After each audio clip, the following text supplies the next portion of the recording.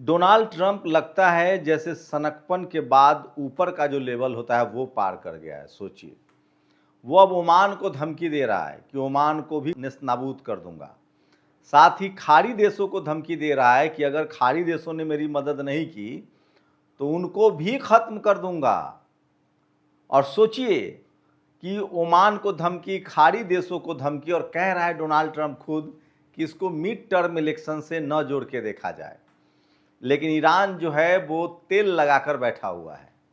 तेल लगाकर एक मुहावरा है, मतलब आराम से बैठा हुआ है, कान में तेल डालकर बैठा हुआ है, उसके ऊपर जू नहीं रेंग रही है। ईरान पूरी तरह से खामोश है, चुपचाप बैठा हुआ है और कह रहा है कि आओ तुम हमला करके दिखाओ।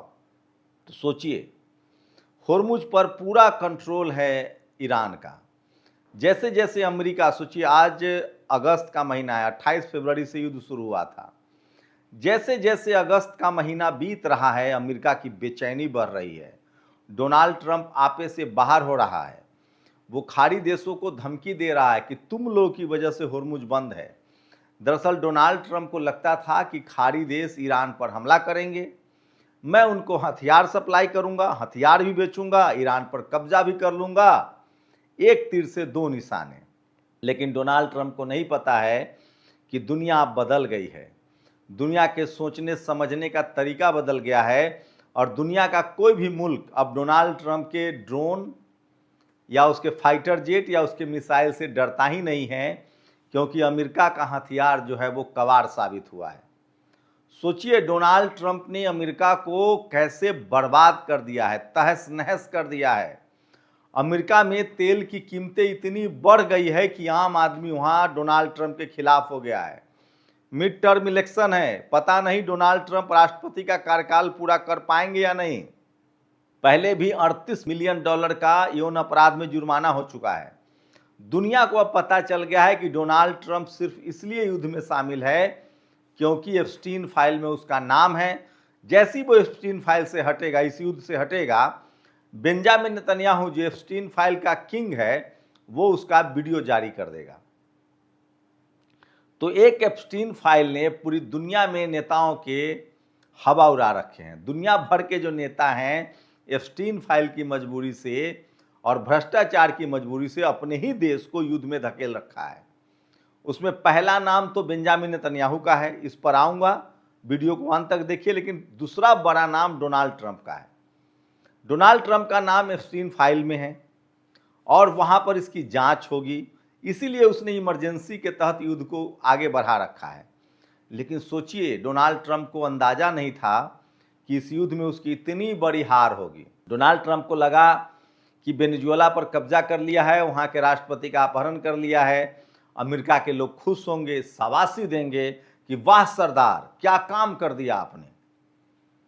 लेकिन ठीक इसके उल्टा हो गया। वेनेजुएला के राष्ट्रपति का तो अपहरण कर लिया, वहां एक पपेट राष्ट्रपति बैठा दिया, उसके तेल और सोना पर कब्जा कर लिया। लेकिन यही मनबर जो है, जो डोनाल्ड ट्रंप की जो खुशमिजाजी थी, उसे लगा कि दुनिया पर अब तो कब्जा कर लेंगे। उसके बाद उसने ग्रीनलैंड को धमकी देना शुरू किया, फिर उसने क्यूबा में ब्लैकआउट कर दिया।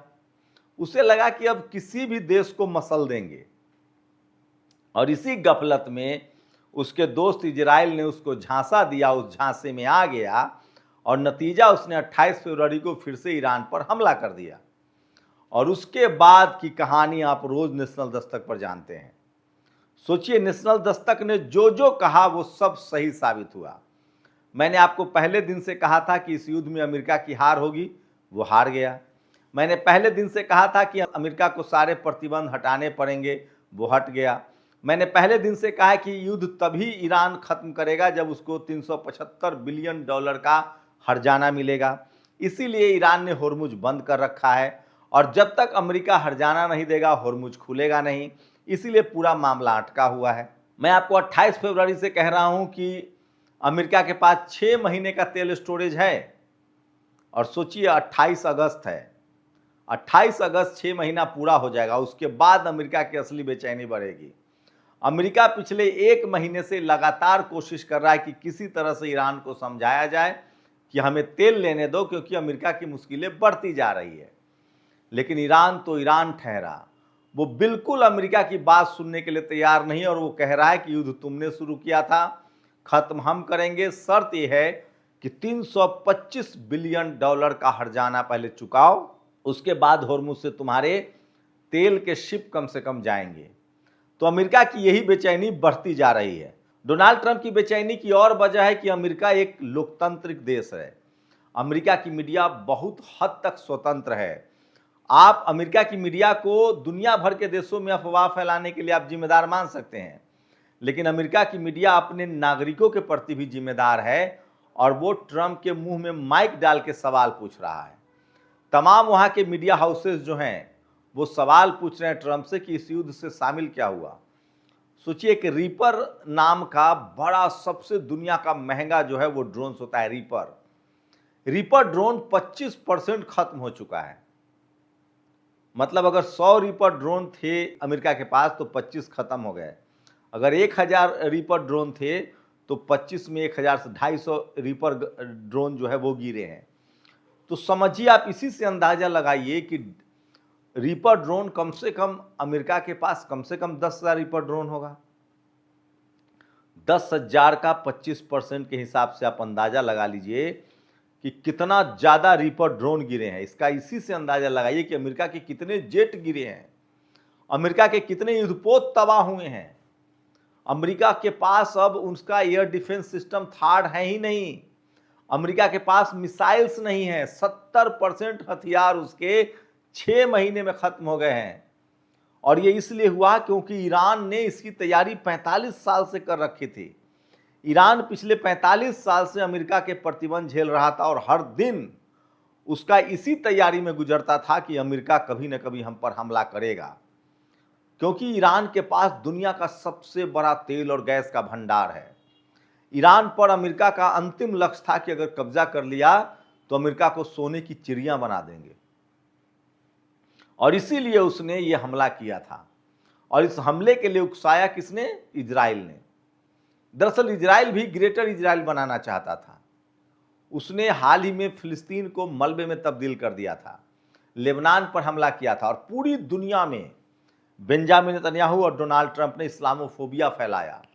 दुनिया भर के देशों को कहा कि ईरान के पास परमाणु बम है। जैसे सोचिए, इसने इराक को भी बदनाम किया था, सद्दाम हुसैन को कहा कि उसके पास जैविक हथियार है, और हमला करके कब्जा कर लिया, एक हथियार नहीं मिला। तो सोचिए, उसके बाद उसने गद्दाफी के खिलाफ अभियान चलाया।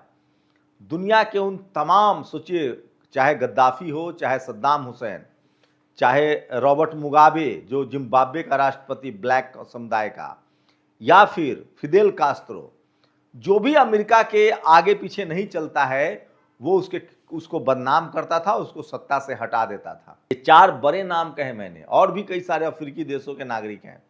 लेकिन सोचिए, अब दुनिया पूरी तरह से सुरक्षित है। अब अमेरिका की कोई बात मानने के लिए ही तैयार नहीं है। शायद ही कोई देश होगा जो अमेरिका की बात मानता हो।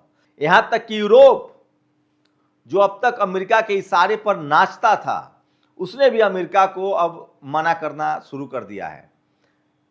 जर्मनी हो, इंग्लैंड हो, बेंजामिन नेतन्याहू इजरायली पीएम तो इंग्लैंड को कह रहा है इस्लामिक रिपब्लिक, मतलब वो मुसलमानों का देश हो गया है।